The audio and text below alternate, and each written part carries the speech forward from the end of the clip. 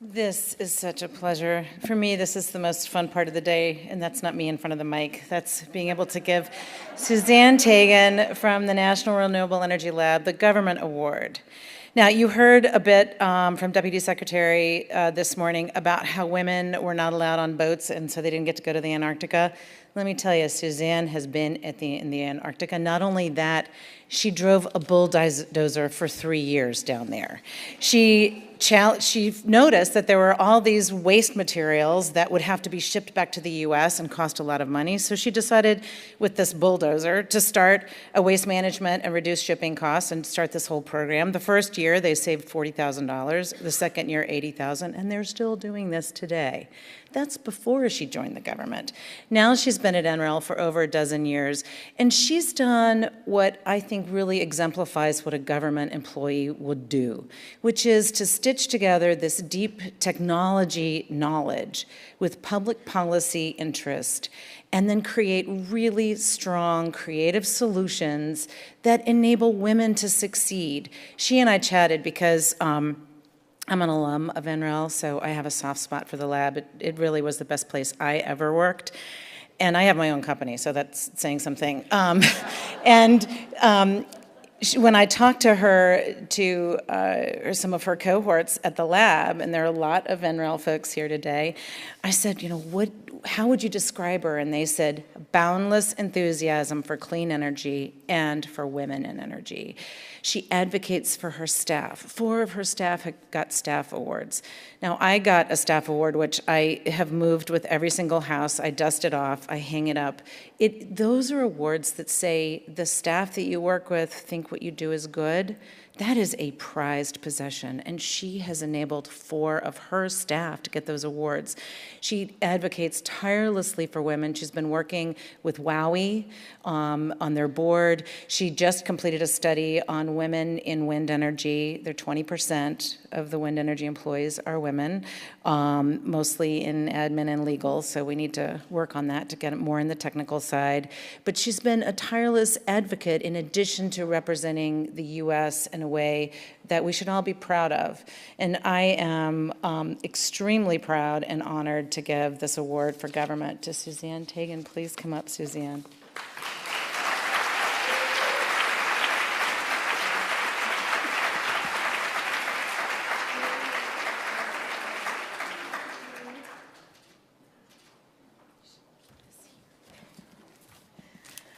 I did not know you were going to bring up the bulldozer. Thank you so much. That was a really nice introduction. And thank you to C3E and to Stanford and MIT, and thank you to the Department of Energy. This is a really meaningful award for me, and it's very humbling to be in this cohort of very motivated and successful women leaders. So thank you. Last week, I was at the American Wind Energy Association's Wind Power Conference. They have a national conference. And there were 2 competitions there that I was helping with. One was called the Kid Wind Competition, and one was the Department of Energy's Collegiate Wind Competition. And it was really exhilarating to be there and watch these students and the younger kids in elementary and middle school compete. They all they designed and built and then tested wind turbines. And just kind of to see that glow about them, they were all so excited about it. And we do this for the students and the kids so that they get inspired to be in the STEM field. One of the things that I noticed, I will say that one of the teams in middle school, or maybe they were a little younger, I think they might have been in 5th or 6th grade, they're from Virginia, they were an all-girl team. And there were 4 of them, and they called themselves Kitty Wind. And they had baseball caps that they hot glued stuffed animal cats to with a pinwheel. They were so great. And they were very inspiring to me. And then so I saw all these girls. It was about 50-50 probably, girls and boys, at the Kid Wind side. And I went over to the university side, and Out of 170 people, there were, in the collegiate wind competition, so students and professors, there were only 29 women. So one of the things I want to do this coming year is work to change that imbalance. And so I look forward to working. I know the people on that collegiate wind competition team and the people at the Department of Energy are also ready to do that. So that's one thing we're going to work on. I serve on the board of Women of Wind Energy, where I get to talk about these issues with very inspiring leaders like Kristen Graff and Karen Conover, and we know how important it is to keep girls at this very critical age, around 8th grade, 4th grade to 8th grade, inspired. So I try to go to my daughter's schools and talk about Antarctica and climate change and talk about wind power and get them inspired. I try to volunteer to give tours of the National Wind Technology Center when I can. And now at NREL, we're getting a women's group off the ground as well, thanks to the support of leaders like Bobby Garrett and Barb Goodman. We spend time, we recommend to each other helpful resources like the Facebook implicit bias training, which I highly recommend. It's really easy. You can watch it on YouTube. And then we also support each other by, sympathizing about work-life imbalances that exist in any workplace.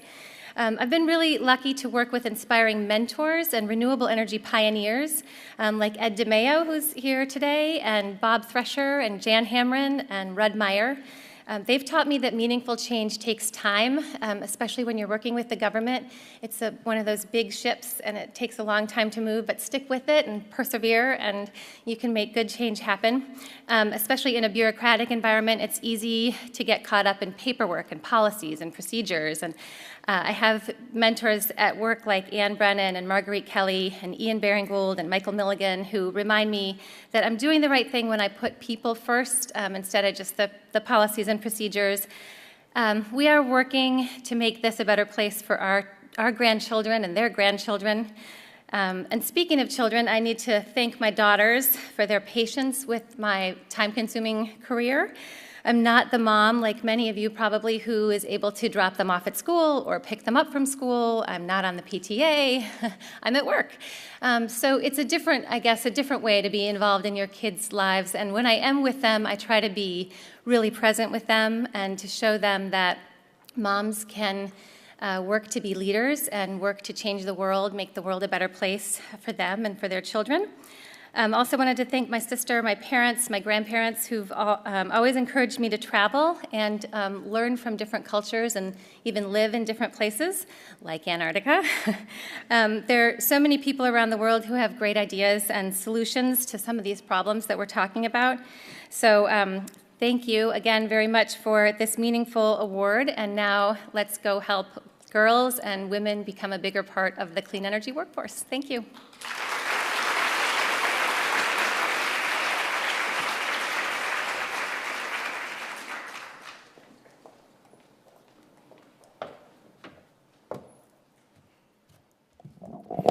I want a bulldozer in Antarctica. It's great to be back at Stanford amongst so many incredibly brilliant women, to have had Secretary Moniz here and Secretary Schultz and Secretary Cho. I'm so glad that you're here. I want to congratulate Sally Benson and Lee Johnson for putting this all together. We have a round of applause for them. Really great work. Congratulations.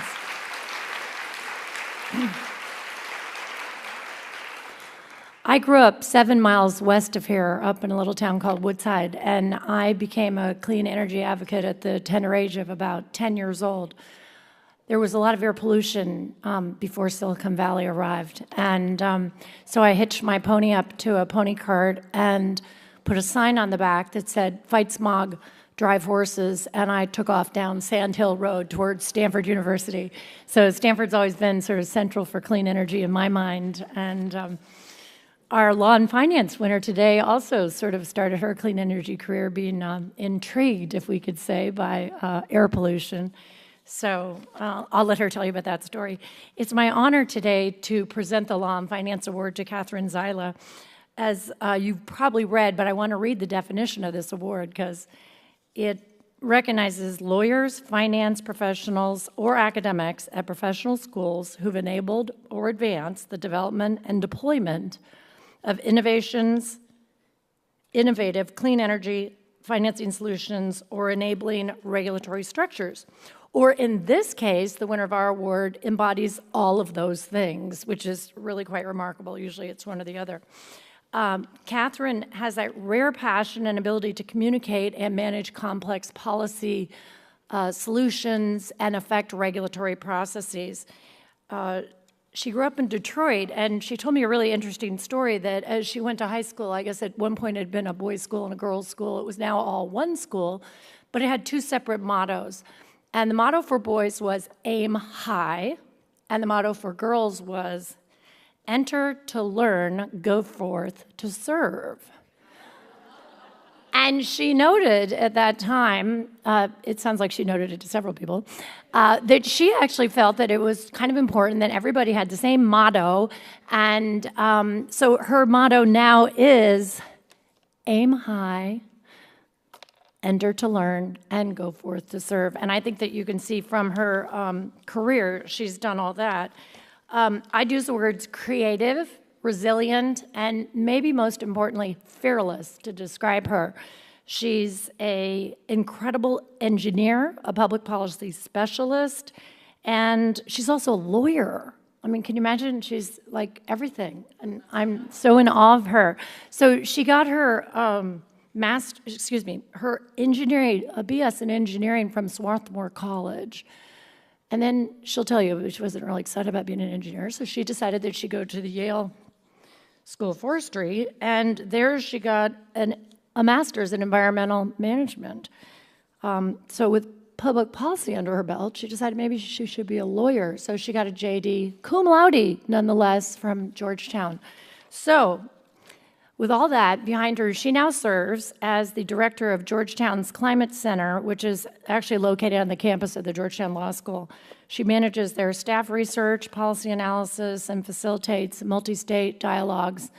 And while she's doing all of this at a really high level, she's mentoring students, a lot of female students all along the way. So I'd like to say that today's winner in law and finance is an extraordinary woman who I really look up to. And Catherine, could you please come forth and get your award? Congratulations on behalf of all of us at C3.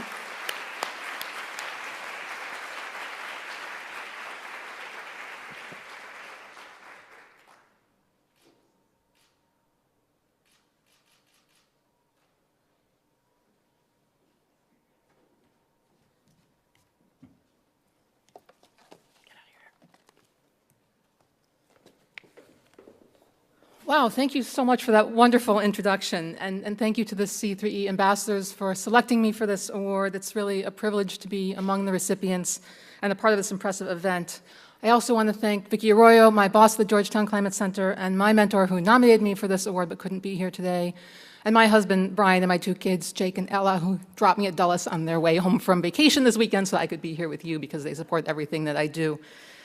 It's a little jarring to hear myself nominated for a law award. I actually didn't think until pretty recently that I would ever be a lawyer.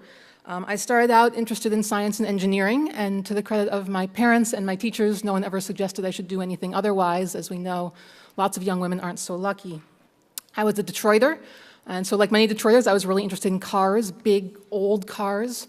And then I started learning more about environmentalism and air quality and realized that there were some real downsides to the big cars that I loved so much. So I became an engineer so that I could figure out how to drive a Chevy Bel Air that was completely environmentally sound and didn't make me feel bad at all. And I went to engineering school and figured I would just work in clean energy, and then realized that I had no idea how to do that. I didn't really know what to study. I didn't really know what mechanical or chemical engineering would bring me in terms of energy. I ended up in electrical engineering because it was energy.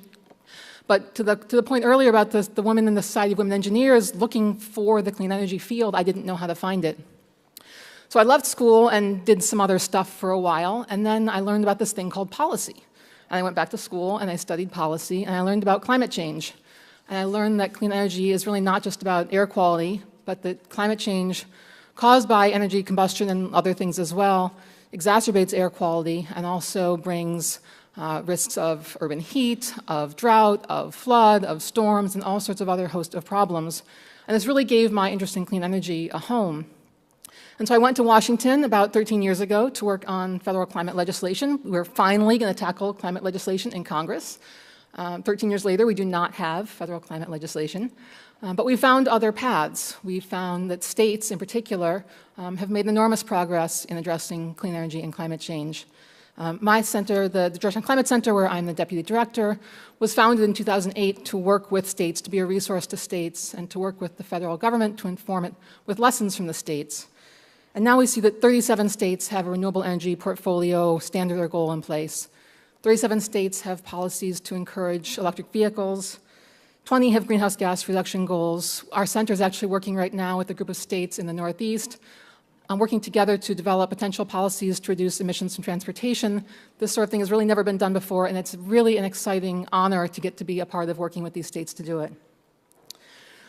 Despite the lack of federal legislation, the federal agencies have really been leaders as well, and we try to help them as best we can. The federal vehicle standards that have been promulgated will achieve an average greenhouse gas emissions per mile for the 2025 vehicles. That's half what 2010 vehicles emitted. And the Clean Power Plan we talked about earlier is projected to achieve a 32% reduction in CO2 emissions from the power sector. And though it's being challenged in court, a lot of states are already moving forward. I have the pleasure of working with these states to develop the policies, to figure out how to pay for their programs, and also to identify the legal barriers they find that stand in their way. So a local government can't enact a stronger building code if the state law says they can't do anything other than state building codes. The EPA works with the confines of the Clean Air Act because that is the legislation they have to work with. And so I didn't stop at engineering and policy. I was at a law school, so I studied law. I also got my son into the daycare at the law school, which was really handy. It didn't help that I had my second child while in law school. I don't recommend that. But what I learned is that my path to clean energy into this field is a lot like the path that clean energy has taken, really nonlinear. And so I think about my field in a similar way. I had my R&D period where I experimented with jobs that didn't actually end up taking me in the right direction at all. I really would have benefited from some nice startup investment that I didn't have at the time. Ultimately, I came at the field from lots of different angles and just stuck with what worked, and all of the things that I learned really do help me every day in my field, and I notice that whenever I'm in a room with policymakers talking about both public utility regulation and circuit diagrams, it's incredibly helpful. And much like our state and local policy laboratories, I learned that sometimes what worked for me could actually also provide lessons to others, and so it's really a joy for me to work with the state and local and federal policymakers who are encouraging and promoting and incentivizing all of the technology work that the engineers do, and with the students at the law school who we can help train to find that clean energy field that I found so hard to discover. And so I'm very grateful for this award and the opportunity that it will provide me to work with young students as they try to find their clean energy space. And someday I hope that one of them will develop that zero-emission Bel Air that I can drive around Detroit. So thank you all very much.